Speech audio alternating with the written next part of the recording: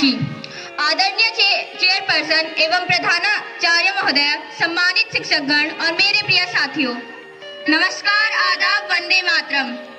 हिंदी दिवस की एक सुनहरे पल में साहित्य और शब्दों के प्रेमियों का हम हार्दिक स्वागत करते हैं। आज इस मंच पर शब्दों का मेला सजेगा और भावनाओं का रेला बहेगा, क्योंकि हम लाए हैं एक अनोखा नाटक जहां मुहावरों की खिचड़ी पकेगी और हिंदी का वैभव दिखेगा।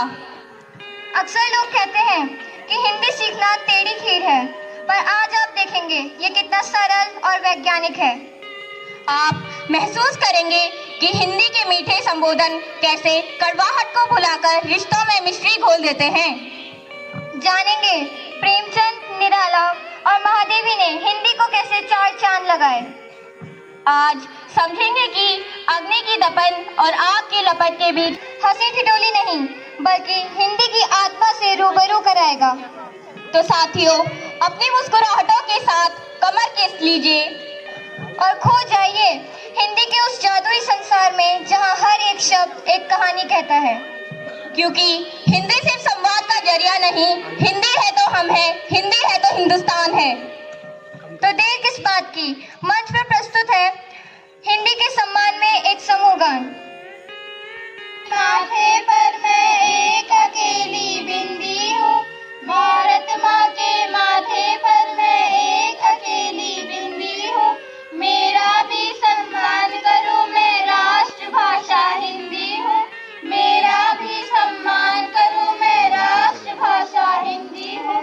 मुझ में मीरा ने गाया और सूरदास ने लिखा मुझे, मुझ में मीरा ने गाया और सूरदास ने लिखा मुझे, मैं ही रचना ठाट गीत और सुखदा और आनंदी हूँ, मैं ही रचना ठाट गीत और सुखदा और आनंदी हूँ, मेरा भी सम्मान करो, मैं राष्ट्रभाषा हिंदी हूँ, मेरा भी सम्मान करो, मैं राष्ट्रभाषा हिंदी हूँ।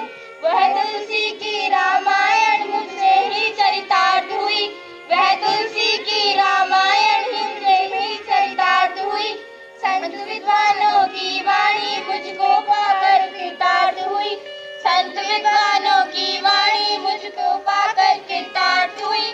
मैं ही तेलुगु, तमिल, मराठी, पंजाबी और सिंधी हूँ, मैं ही तेलुगु, तमिल, मराठी, पंजाबी और सिंधी हूँ, मेरा भी सम्मान करो, मैं राष्ट्रभाषा हिंदी हूँ, मेरा भी सम्मान करो, मैं राष्ट्रभाषा हिंदी हूँ।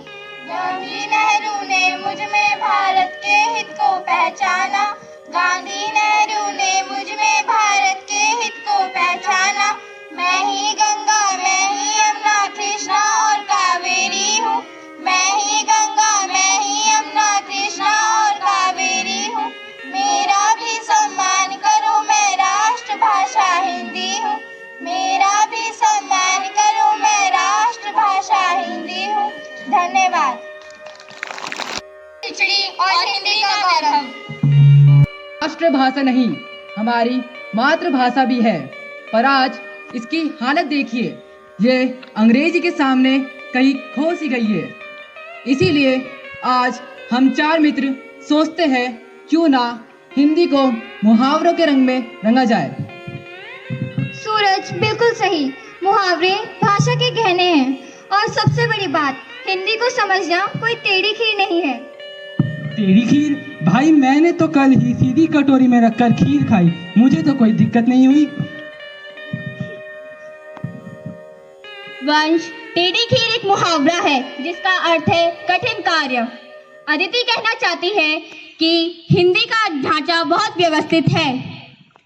ये सच भी है। हिंदी दुनिया की एकमात्र फोनेटिक भाषा है, यानी ध्वन्यात्मक भाषा है। जैसा बोलोगे वैसा लिखोगे, जैसा लिखोगे वैसा पढ़ोगे। और इसके व्याकरण में स्वर और व्यंजन का वर्गीकरण गले, तालु, होठ, दांत के आधार पर होता है। यह भाषा विज्ञान का चमत्कार है। अरे मैं तो सिर्फ यहाँ खीर खाने आया था, तुम सबने मेरा दिमाग खराब कर दिया। अब एक और मुहावरा, सिर आंखों पर बैठाना। हाँ हाँ, मैं समझ गया। मतलब सिर आंखों में रखकर बैठना, जैसे कोई सरदार जी अपनी पगड़ी में चश्मा पहने हुए बैठे हो। नहीं, सिर आंखों पर रखने का मतलब है आदर सत्कार। नानी के यहाँ पहुंची तो उन्होंने मुझे सिर आंखों पर बिठाया, और ये आदर हिंदी के संबोधन में भी दिखता है। हमारे पास तो तुम आपके रूप में सम्मान के 3 स्तर हैं, और वहीं अंग्रेजी के पास सिर्फ यू। और रिश्ते देखे जाए तो मामा, मौसा, फूफा, चाचा, बहुत से। हिंदी में हर एक रिश्ते का अपना मान, अपना व्याकरण होता है। तो अगर मैं अपनी चाची को आंटी बोलूं तो क्या मुझे चाय में मिश्री कम मिलानी पड़ेगी? वही बात है, हिंदी एक ऐसी भाषा है जो रिश्तों में मिश्री घोलने का कार्य करती है। मिश्री घोलना यानी मिठास और अपनापन बढ़ाना। गांधी जी ने कहा था, हिंदी हृदय की भाषा है। हमारे साहित्यकारों ने इस हृदय की भाषा को विश्व पटल पर रखकर 4 चांद लगा दिए हैं। 4 चांद आसमान में एक ही भारी पड़ता है। 4 आ गए तो रात में भी धूप का चश्मा लगाना पड़ेगा। अरे बुद्धू, 4 चांद लगाने का मतलब है शोभा बढ़ाना, गरिमा प्रदान करना। मुंशी प्रेमचंद ने हिंदी को आम आदमी की भाषा बनाया। निराला ने छंदों के बंधन तोड़े, और महादेवी ने नीर भरी दुख की बदली लिखकर करुणा का व्याकरण रचा। और भारतेंदु हरिश्चंद्र ने भी कहा है, निज उन्नति को, निज भाषा को उन्नति, सब उन्नति को मूल। तो हिंदी अमीर है, फिर इसकी चिंता क्यों? क्योंकि कोई भी भाषा तभी तक जीवित रहती है जब तक उसका प्रयोग किया जाए, उसे लिखा जाए, पढ़ा जाए और सम्मान दिया जाए। हिंदी में हर भाव के लिए सटीक शब्द होता है। यहाँ अंधेरी नगरी वाला काम नहीं चलता। अंधेरी नगरी मतलब जहाँ बिजली का बिल नहीं आता। ये तो अंधेरे में टॉफी ढूंढना जैसा मुश्किल कार्य है। अरे, अंधेरी नगरी का मतलब होता है जहाँ कोई नियम ना हो, और हिंदी में हर एक शब्द का अपना एक नियम होता है।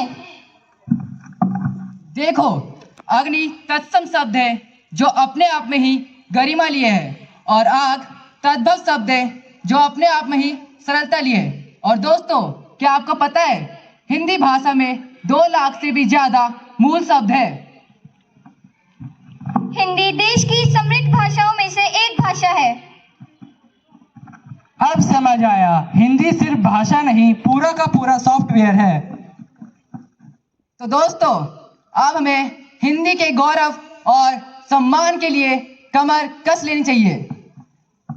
कमर कस ली, पर भाई अगर बेल्ट टूट गई तो हाथी के मुंह में रसगुल्ले जैसी स्थिति हो जाएगी। अरे, कमर कसने का मतलब है संकल्प लेना। तो आइए संकल्प ले, हम हिंदी बोलेंगे, हम हिंदी लिखेंगे, हम हिंदी सोचेंगे।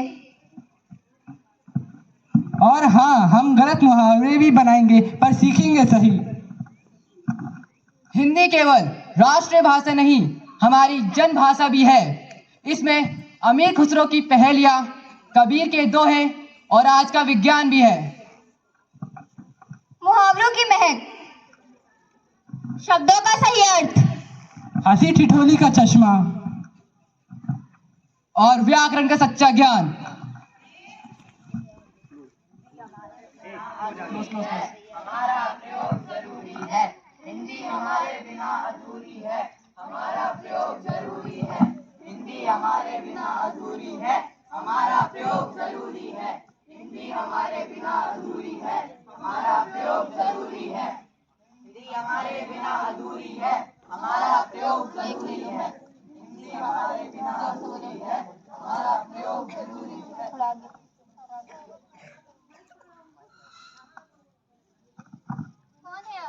मैं पूर्ण विराम चिन्ह हूँ। मैं हर वाक्य के खत्म होने के बाद आता हूँ, सिवाय प्रश्नवाचक वाक्यों के अलावा।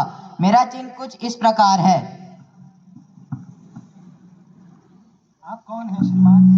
मैं अल्प विराम चिन्ह हूँ। मेरा प्रयोग वाक्य में कम समय तक रुकने के लिए किया जाता है। मेरा चिन्ह कुछ इस प्रकार है। आप कौन है? मैं अर्ध विराम चिन्ह हूँ। मैं अर्धविराम चिन्ह हूँ। मेरा प्रयोग पूर्ण विराम से आधे समय रुकने के लिए अर्धविराम का प्रयोग किया जाता है। मेरा चिन्ह कुछ इस प्रकार है। आपकी तारीफ। मैं प्रश्नवाचक चिन्ह हूँ। मेरा प्रयोग प्रश्नवाचक वाक्यों के अंत में किया जाता है। मेरा चिन्ह कुछ इस प्रकार है। कौन है आप? मैं विस्मय सूचक चिन्ह हूँ। मेरे बिना आप लोग अपने भाव ही प्रकट नहीं कर सकते। भाव जैसे?